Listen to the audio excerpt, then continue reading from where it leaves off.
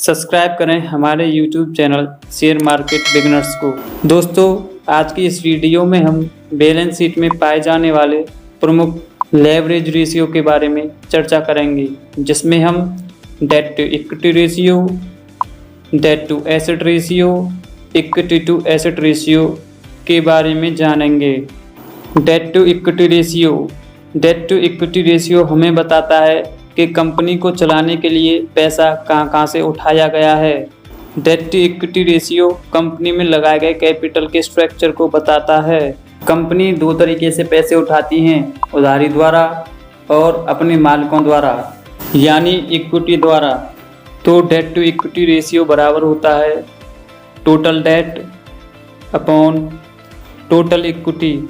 चलिए इसे एक उदाहरण के माध्यम से समझने का प्रयास करते हैं। मान लीजिए राम और श्याम नाम के दो व्यक्ति हैं। उन्हें एक बिजनेस आइडिया आया और उससे वे कंपनी एक्स खोलना चाहते हैं। कंपनी एक्स खोलने के लिए उन्होंने 5 करोड़ अपनी तरफ से पैसे डाले हैं और 7 करोड़ पैसे डेट के द्वारा लिए गए हैं। तो इस प्रकार हम यहाँ पर डेट टू इक्विटी रेशियो देखेंगे तो date divided by total equity, तो 7 डिवाइडेड बाई 5 यानी 1.4। यह इस बात को प्रदर्शित करता है यदि 1 रुपया इक्विटी द्वारा कंपनी में डाला जाता है तो वहीं 1.4 रुपीज डेट द्वारा कंपनी में डाले गए हैं। अब कंपनी को बिजनेस करते 1 साल हो गए हैं और कंपनी ने लाभ भी कमाया है। इस प्रकार कंपनी की रिटेन अर्निंग 1 CR बैठती हैं। तो इस केस में debt to equity ratio 7 divided by 6। यहाँ पर 6 इसलिए आया है क्योंकि टोटल इक्विटी शेयर कैपिटल और रिटेन अर्निंग या रिजर्व एंड सरप्लस को इंडिकेट करती हैं। तो इस केस में हमारा डेट टू इक्विटी रेशियो 1.1 हो जाएगा। चलिए इसे एक रियल लाइफ एग्जाम्पल की मदद से जानते हैं।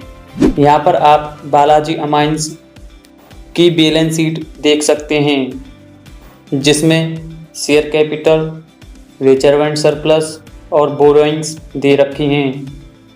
तो इस कंपनी का डेट टू इक्विटी रेशियो निकालने के लिए total date divided by total equity, तो हमारा इस केस में डेट टू इक्विटी रेशियो 0.08 आएगा।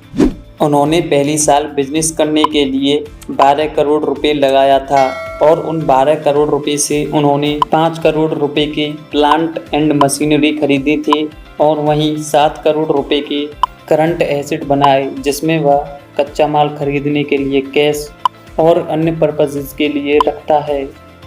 तो अगर हम यहाँ पर डेट टू एसेट रेशियो निकालेंगे तो total date divided by total asset, यहाँ पर टोटल डेट 7 करोड़ रुपीज़ है, वहीं टोटल एसेट 12 करोड़ रुपीज़ है। इस प्रकार डेट टू एसेट रेशियो 0.58 बैठता है, जो इस बात को दर्शाता है कि कंपनी के 58% एसेट कंपनी के पास डेट द्वारा लाए गए हैं। किसी भी कंपनी का ideal debt to asset ratio उस कंपनी के बिजनेस मॉडल पर डिपेंड करता है, लेकिन फिर भी ideal debt to asset ratio 30% से लेकर 60% तक होना चाहिए। इसके बाद एक और महत्वपूर्ण ratio equity to asset ratio.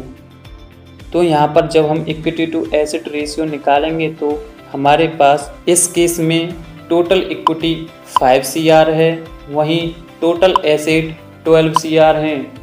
तो हमारे पास इक्विटी टू एसेट रेशियो 0.42 आता है, जो इस बात को दर्शाता है कि कंपनी के 42% एसेट कंपनी की इक्विटी द्वारा फाइनेंस्ड किए गए हैं। Ideal equity to asset ratio 100% होना चाहिए, लेकिन ये 100% से कम होता है तो कंपनी के लिए कंसर्न की बात नहीं है।